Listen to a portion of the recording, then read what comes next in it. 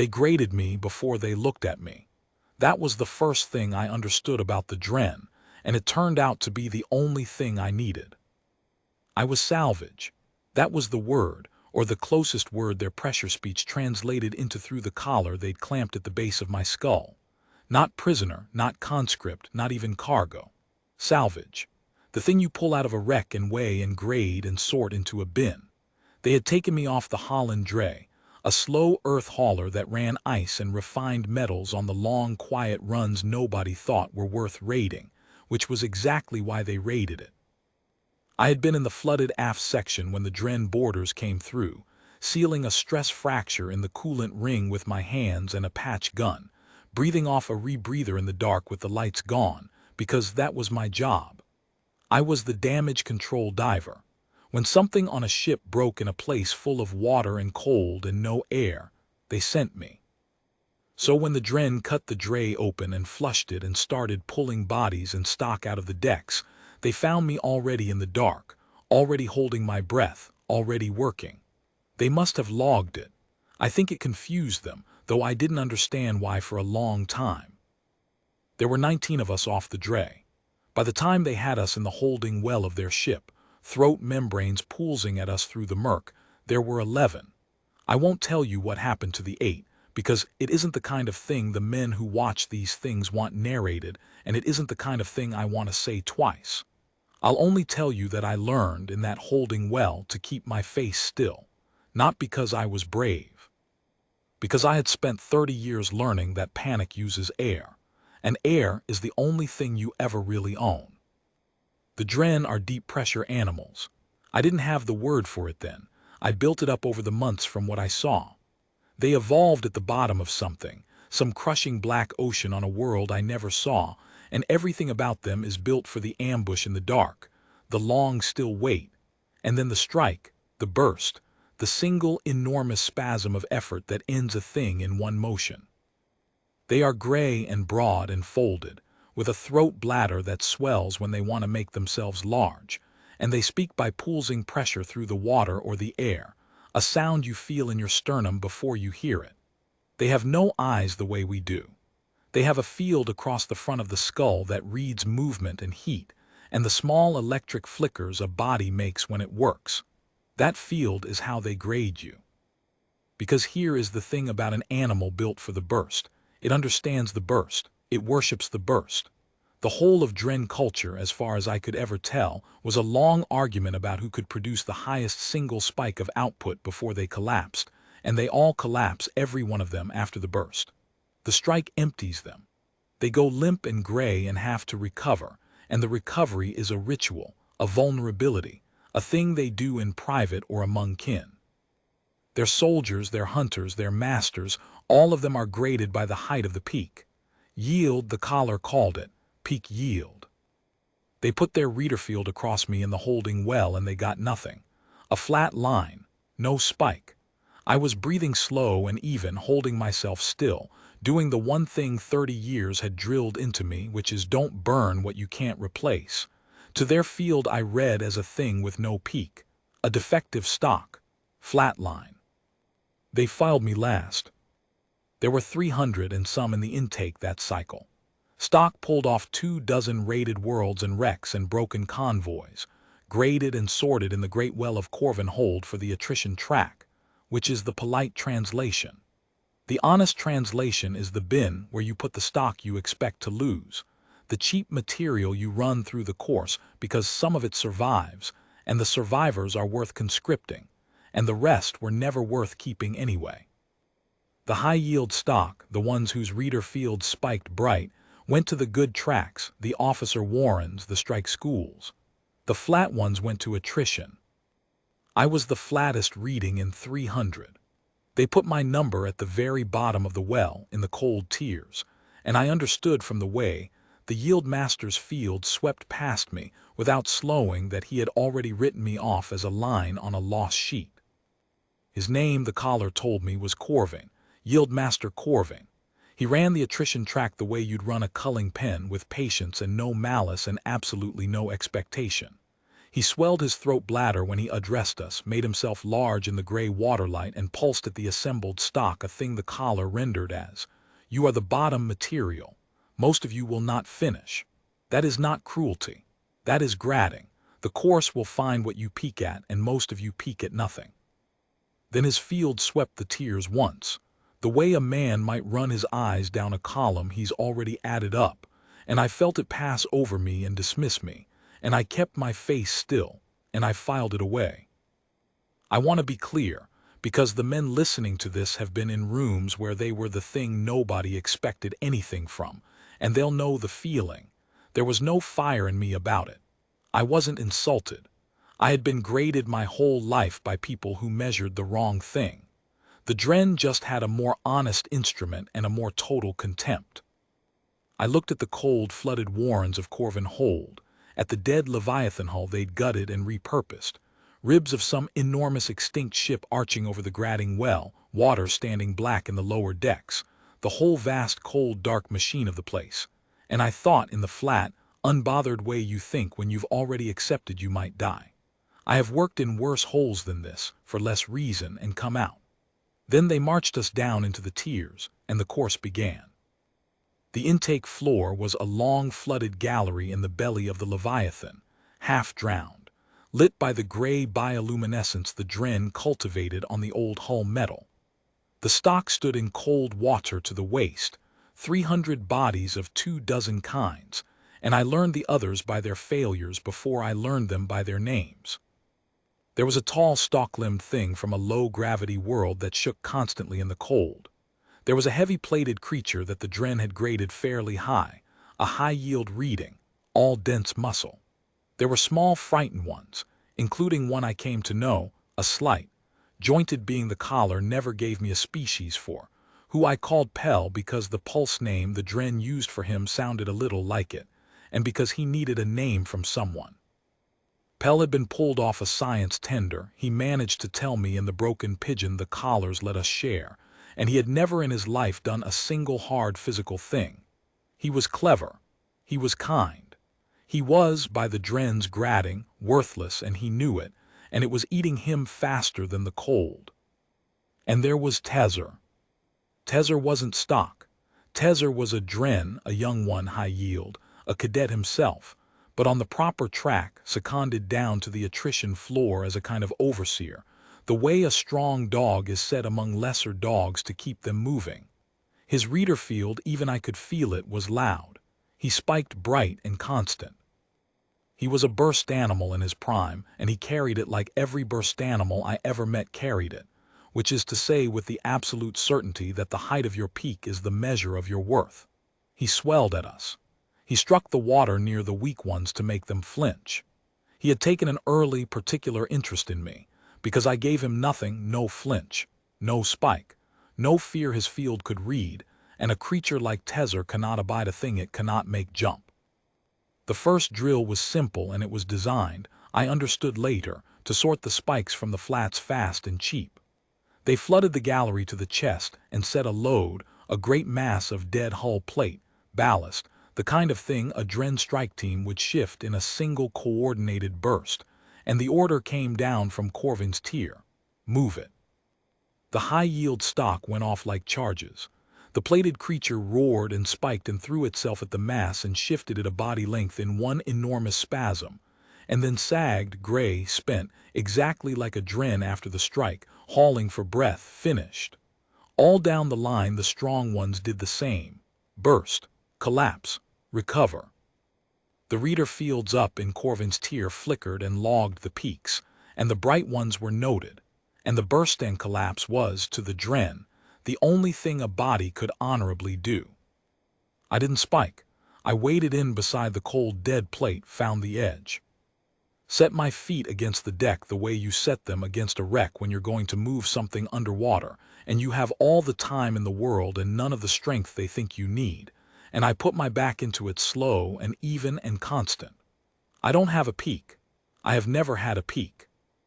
What I have is the thing a salvage diver has, which is the willingness to push a thing for an hour at 30% rather than for 10 seconds at 100, because the wreck doesn't care about your peak, and neither does the water and neither does the dark.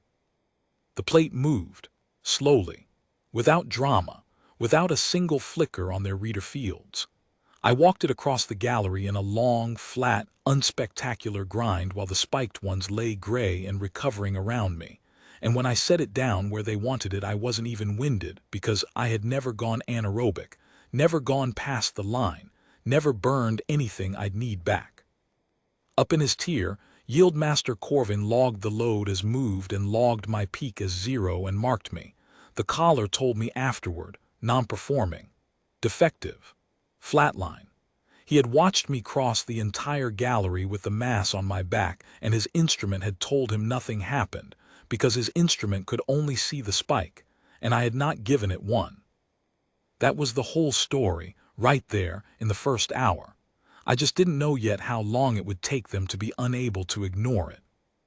The first stage of the attrition course proper was the Warrens, and the Warrens were mine. They sent the stock down into the flooded maintenance decks of the dead Leviathan, black, cold, crushing in the lower runs. The old corridors half-collapsed and full of standing water, and somewhere in the maze a series of marks you had to reach and return from. The Dren ran it because it was a strike animal's nightmare turned into a filter. Long, dark, slow, breath-starving, with no target to burst at, nothing to strike, nothing to spike for. Their own high-yield cadets on the good tracks dreaded the Warrens. For the attrition stock, it was meant to be a thinning. For me, it was Tuesday.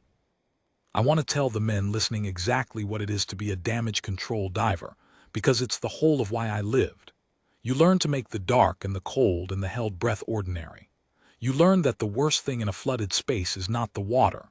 It's your own body panicking and spending the air you can't get back. You learn to move slow, to read a corridor with your hands, to find an air pocket the way a blind animal finds it, to feel a current and let it tell you where the opening is.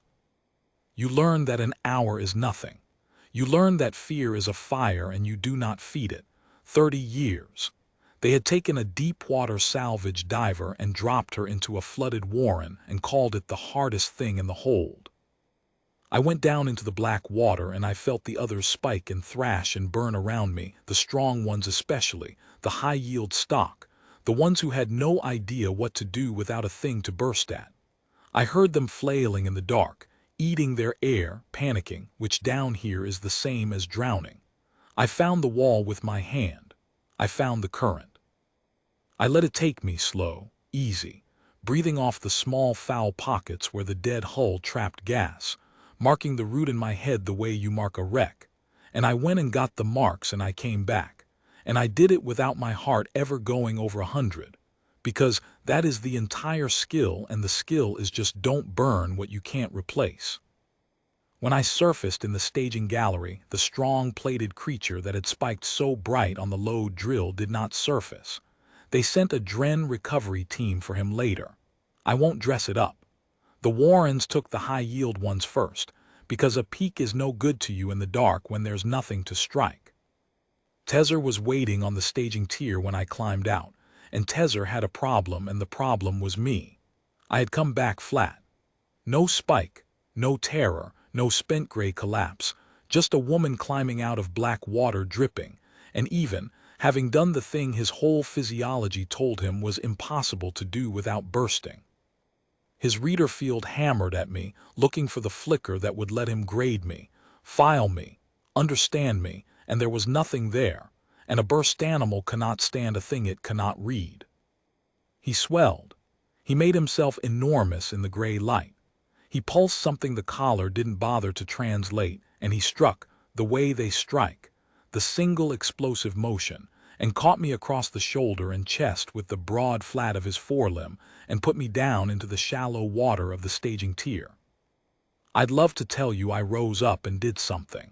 The men who like these stories like that part.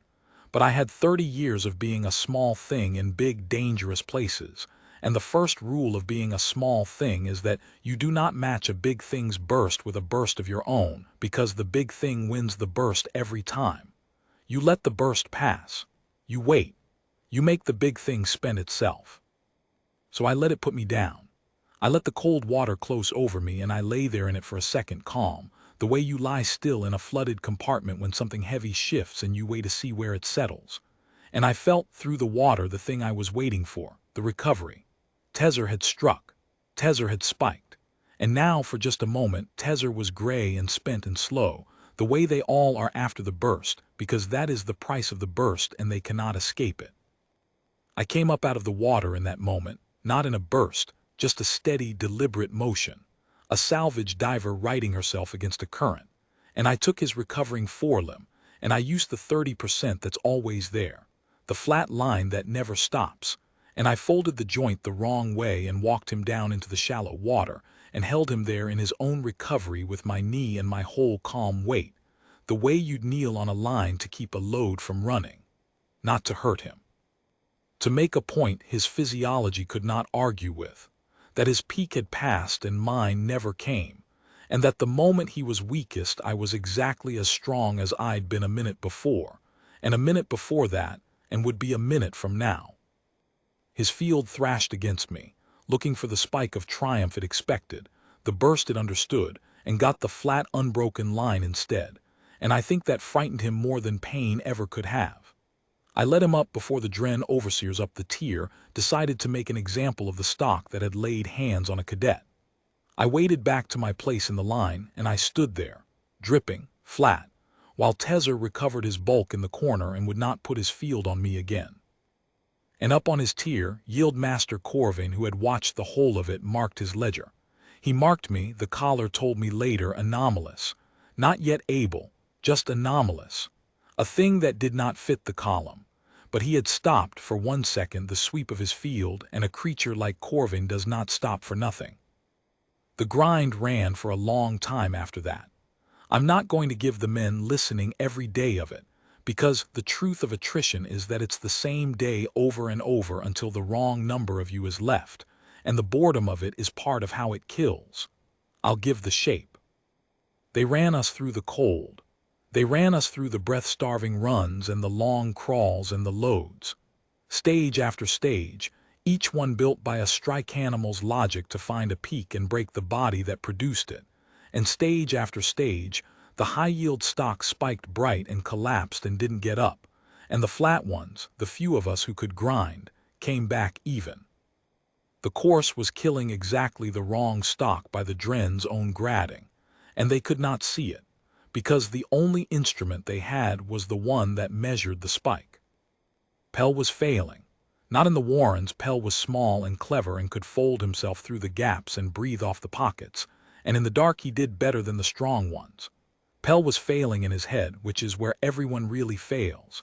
He had decided he was worthless because Corvin Hold had told him so with an instrument he believed, and a being that has decided it's worthless stops doing the small, steady things that keep it alive. He stopped eating the foul ration. He stopped marking the route. He started in the cold, to go quiet in the way I had seen people go quiet in flooded compartments right before they gave the dark what it wanted. So I did the only thing I know how to do for a person going under, which is not a speech, because speeches are a spike and they fade like a spike. I gave him a job, small, constant, hold this, mark that. Breathe with me, slow in for 4, hold out for 4. I gave him the flat line to hold on to. I made him my partner on the loads and the runs, made him responsible for the small steady thing, because I have pulled enough people out of enough dark holes to know that the thing that saves a person isn't hope, which spikes and dies. It's a task they can do at 30% forever. That makes them necessary. Pell was necessary now. Pell had a job. Pell ate the ration because I told him a man with a job eats. He came back from the quiet, slow, the way you always come back, flat and unspectacular and alive. The graders hated it, or would have, if they'd had the instrument to see it. To their reader fields nothing was happening. A flat stock keeping another flat stock alive registers as nothing, no peak, no spike, no event. We were, on their ledgers, 2 non-performing units declining to die on schedule. Corvin's sweep would pass over the 2 of us, breathing slow together in the cold, and read a flat line and a flatter line, and log it as a clerical irritation, an attrition rate running behind projection. But the projection was wrong, and a yield master is, before anything else, a creature who lives by his projections. The course was supposed to thin 300 to 30 by the deep stages. It was thinning the high-yield bright ones first and leaving the flat ones standing, and the standing ones were all somehow in the cold tiers around the human. Corvin started coming down to the floor himself, not to teach, to look, to put his field on me, again and again, the way a man rechecks a sum that keeps coming out wrong. He could not find the spike. He could not grade what he could not find. And a thing he could not grade was a thing that called the whole instrument into question, and the instrument was his life's belief. I felt him deciding something about me over those long, cold stages. I didn't know what. I only knew that a creature whose entire culture is built on the peak, watching a thing with no peak outlast the peaks, has two choices. He can change the instrument, or he can break the thing that's proving the instrument wrong. I had met enough men like Corvin, the honest, contemptuous, certain kind, the kind who would rather be cruel than be wrong about the thing they'd organized their whole life around, to know which one most of them choose. So when they announced the deep stage, the core, the one built to filter out the last and lowest of the stock, I knew what it really was. It was Corvin's answer. It was the stage designed to break the thing he couldn't grade. The core was the bottom of the dead Leviathan, the gutted reactor space, and they had turned it into the worst thing I have ever seen made on purpose. It was flooded and cold and dark, and through it they ran heat and fire and pressure on a cycle, old fuel lines they'd rigged to vent and burn, scald vents that filled sections with searing steam, pressure doors that sealed and crushed the water column ahead of them. The whole drowned chamber a deliberate, cycling catastrophe. The task was to cross it, find the central spindle and bring back a token from it. Fire above the water and crushing cold below it and steam between. A thing built by a strike animal to demand the biggest, brightest, most desperate burst a body had, and then to kill the body in the moment after the burst, when it was spent and gray and slow, exactly when the next scald cycle came. It was, I understood standing on the lip of it, a perfect machine for killing burst animals, and it was, by exactly the same logic, a damage control problem. Fire and flood and pressure and the dark, a ship breaking in every way at once. The thing they sent me to do, on the Holland Dray and on 100 wrecks before it, for 30 years, until it was the most ordinary thing in my life. They sent the stock in by tiers. The bright ones went first, and the bright ones spiked through themselves at the cycling fire in great desperate bursts, tried to outrun the scald cycle, tried to power through the crush, because that was the only verb their bodies had, and the bright ones died in the moment after, gray and spent in the wrong second, exactly as the machine was built to make them. I watched the high-yield stock that the hold had valued most go into the core and not come out, one bright spasm at a time. And I understood that Corvin had built me a death out of his own contempt and his own certainty, a death that assumed I would do what every other body in his experience did, which is burst. I did not burst. I went into the core the way I have gone into every flooded burning hole in my life, which is slowly and reading it. A damage control diver does not fight the casualty. She listens to it. The fire has a cycle. Everything has a cycle. The scald vents breathed on a count, and I lay in the cold black water below the steam line and I counted it. 4 breaths of fire, 3 of clear. The way I'd count a surge in a flooded compartment. And I moved on the clear count and I lay still on the fire count, flat against the deck under the heat, breathing the cold water pocket air, spending nothing. The pressure doors sealed and crushed the column ahead on their own cycle, and I read that too, found the lee of each one, let the crush pass and moved in its wake. Where a line vented fire, I closed it with my hands and a length of dead conduit, not to be brave, but because a diver closes the casualty in front of her as she goes. Always. It's not even a decision. I crossed the entire drowned burning core at 30%, in the dark, on the count, the way I have crossed 100 dying ships, and I was never once in danger of the thing the machine was built to do, because the machine was built to punish the burst, and I do not have one. I reached the central spindle. I took the token. And the men listening will understand this, because it's the part that isn't about being hard, it's about who you are when no one's grabbing you. I turned around and went back through the cycling core a second time, against the count, on the clear breaths, and I pulled out 2 of the stock that had spiked and collapsed and were lying gray in the lee of a pressured door. Not dead yet, just spent in the wrong second, the way the machine wanted them. One was a flat one I half knew. One, God help me, was Pell, who had gone in on a later tier and spiked despite everything I'd taught him, because the core is built to make you spike, and he was young and afraid and the fire was right there. I got the flat one out. I went back for Pell. I did not get Pell out in time.